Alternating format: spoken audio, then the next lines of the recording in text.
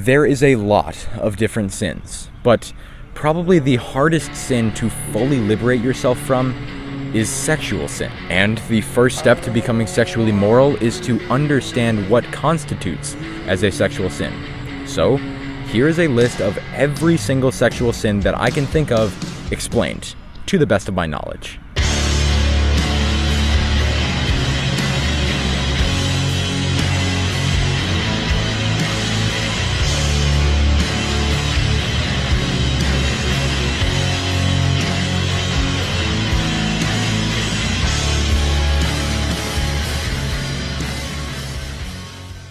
What's up, guys? Welcome back to another video on my channel where I am in a constant search for the truth. And the truth is, every single sexual sin is some sort of variation on the seventh commandment.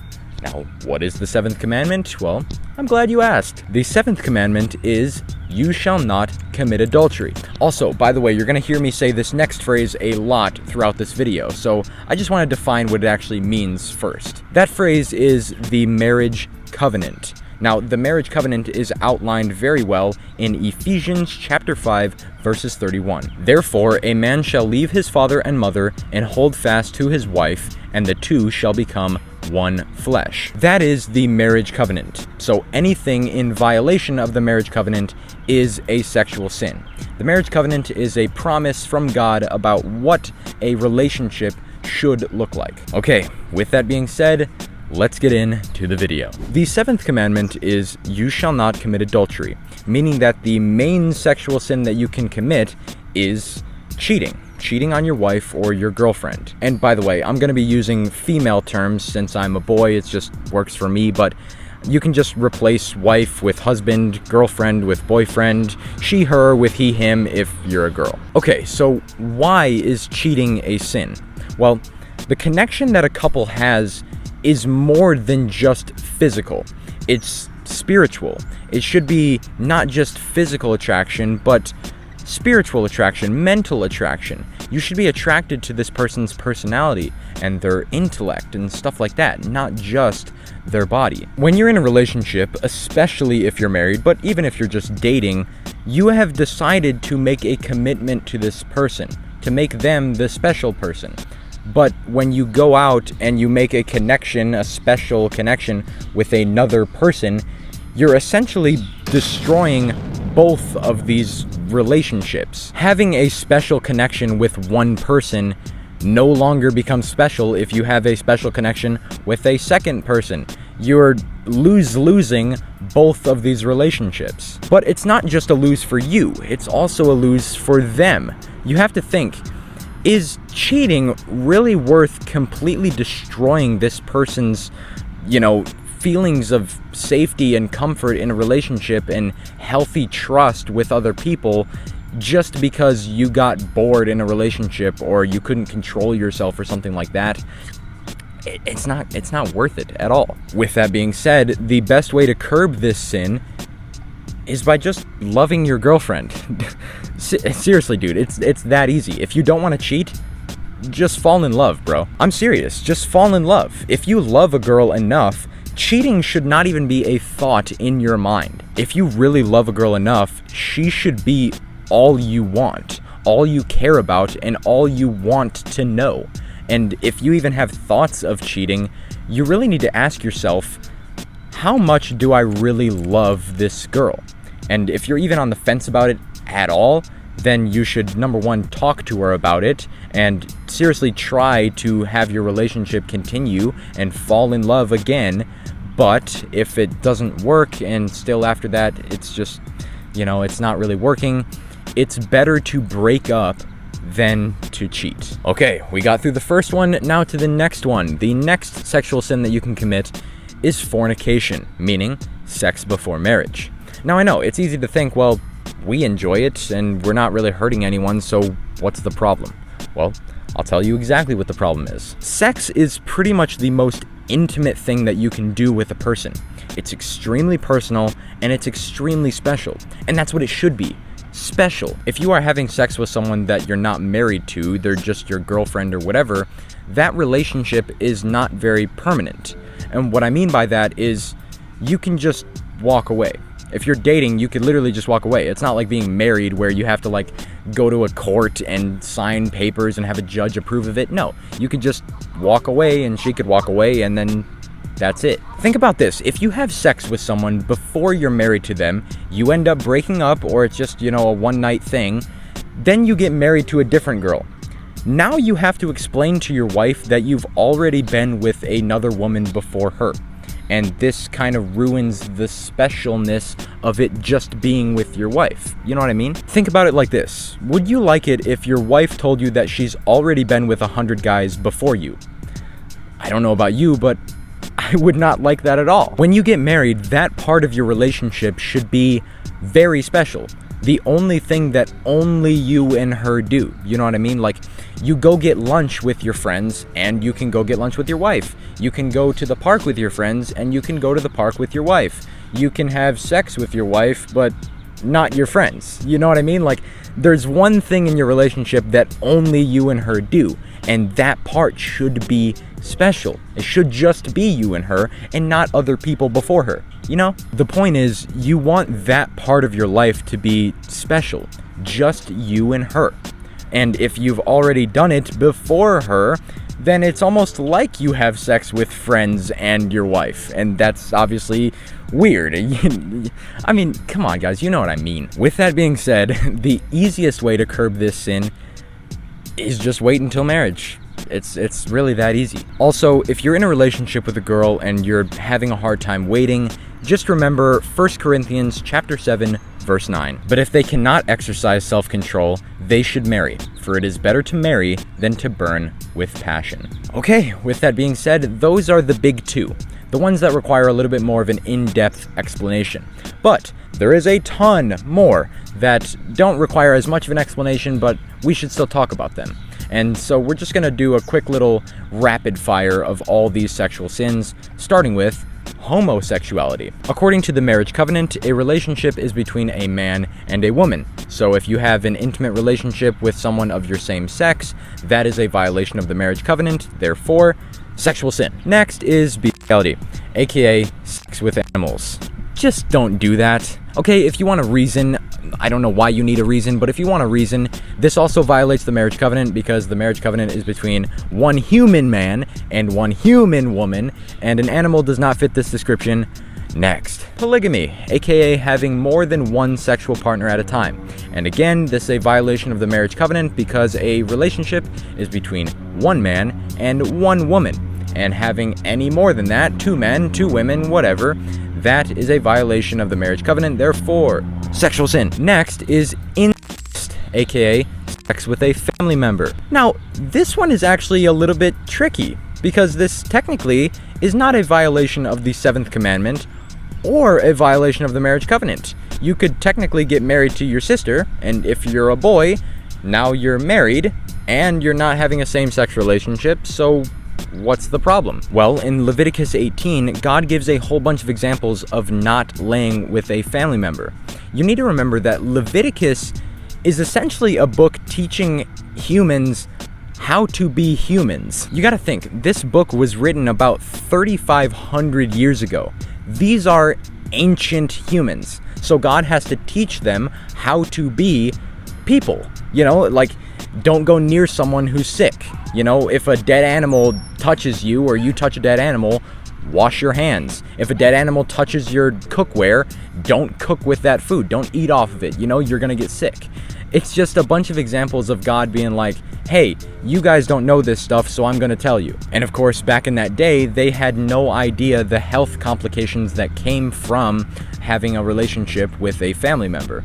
Now, of course, modern day technology, health, stuff like that, we know that a bunch of problems come with this, so we don't do it. So of course, health complications, and God just says not to, so sexual sin. Now, there is a couple more sexual sins that are just sort of subset categories of the ones that I've talked about now, so that's about it. That is every single sexual sin that I could think of. But don't leave the video just yet. That is every single sexual sin that is 100%. You absolutely cannot do these things. But there are a couple of sexual sins, maybe they're sins, that I'm not 100% sure about, so we're gonna go over those ones right now. And to me, there's really only 3 that I can really think of right now that aren't 100% clear. Starting with number 1, personal time. I think you know what that means. Number 2, physical intimacy before marriage, and this one definitely gets a little bit unclear. And number 3, verbal intimacy before marriage. And I'll explain what that means in just a second. Okay, starting with personal time. Now, this one is pretty self-explanatory, but at the same time, not. Now, I have heard some people say that personal time is a homosexual sin because there's only one sex involved. I think this is sort of silly though, because, I mean, homosexuality is a relationship between 2 people or more of the same sex. So saying that personal time is like homo is like saying it's gay to go to the bathroom because you're touching male genitalia as a boy. You know?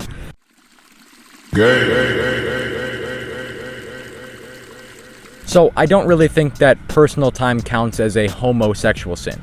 But there's a couple more things, such as pornography. Now, I would personally agree that porn is a sin because you are only supposed to see your wife's body in that state once you are married, and not a bunch of other women, obviously. And again, this is for the same reason as actual adultery, because you are taking away the specialness of seeing your wife in this state for the first time, you know? You're ruining it because you've already seen stuff like that before. Okay, so porn is a sin, but what about if you have special time, personal time, without pornography?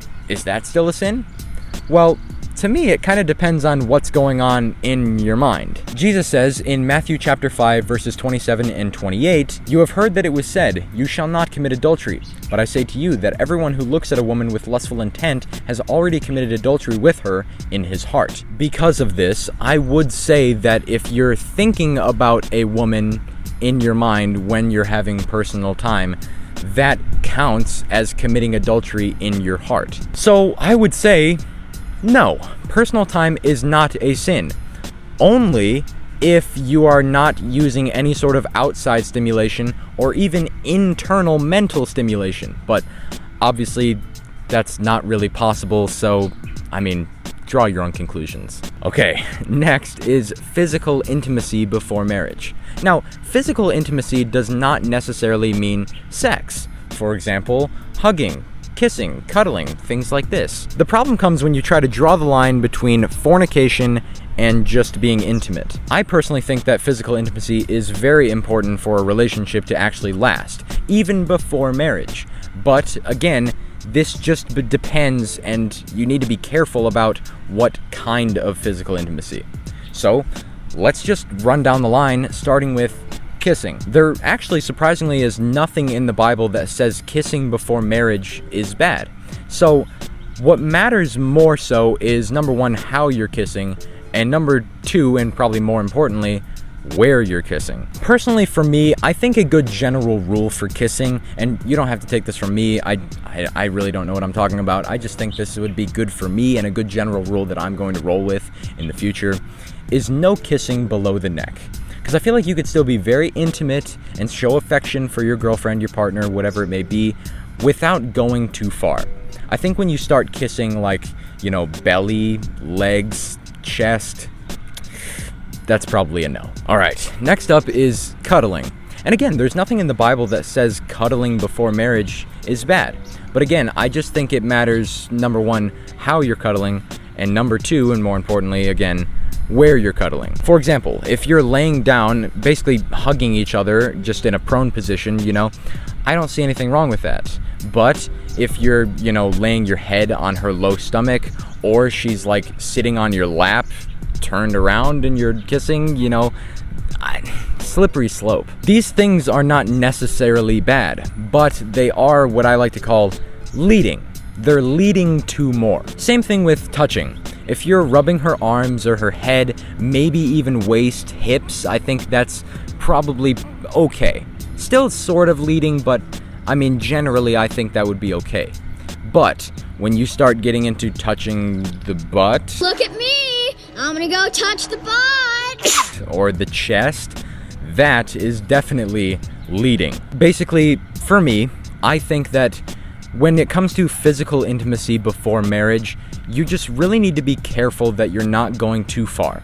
Not going to the point to where you start losing control over yourself. And a good way I think about this is think about as if your girlfriend is your daughter. Sort of a weird example, but it makes sense to me at least.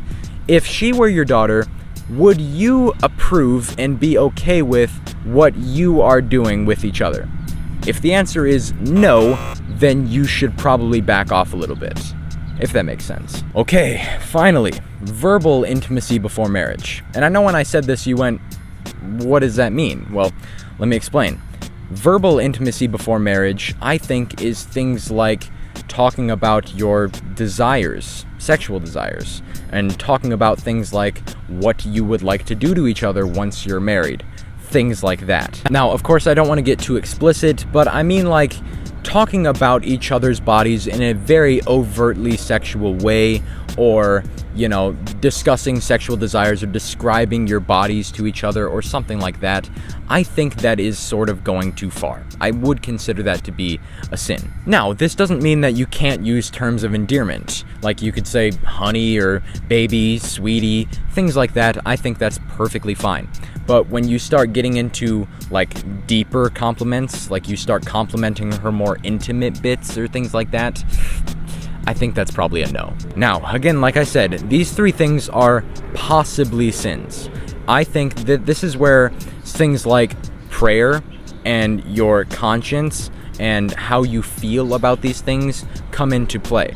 Because God, it says in the Bible multiple times that God uses your conscience and especially your gut feeling as a means of talking to you to try to guide you in the right direction. So if your conscience or your gut feeling is telling you that what you're doing is too far or it's wrong, then you should probably stop. Now, I do want to say this before this video is over. In 1 Corinthians chapter 6, verses 18 through 20, it says this: "Flee from sexual immorality.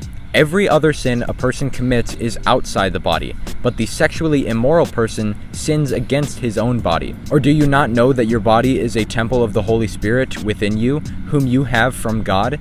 You are not your own, for you were bought with a price, so glorify God in your body. Your body is a holy temple, so is your girlfriend's, so is everyone else in the world.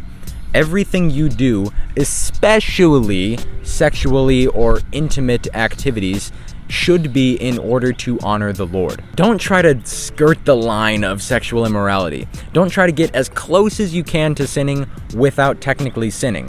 That is obviously not fleeing from sexual immorality. Also, you may have already figured it out by now, but the main reason I'm making this video is to help you guys to understand how to be respectful to your partner, especially women. Women are not just sex objects. They are children of God just as you are, and you should treat them as such. But with that being said, remember, everyone is going to struggle with sin, especially sexual sin.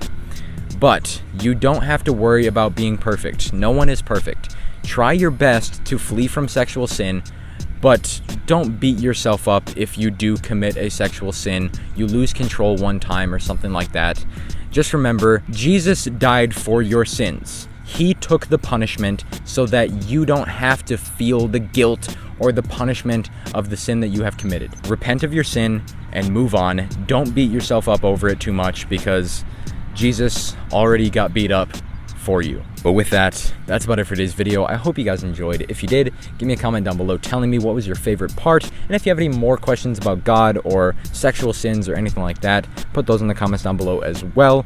And that's about it. I hope you guys enjoyed, like I said, and respect women. I'll see you guys in the next one. Peace.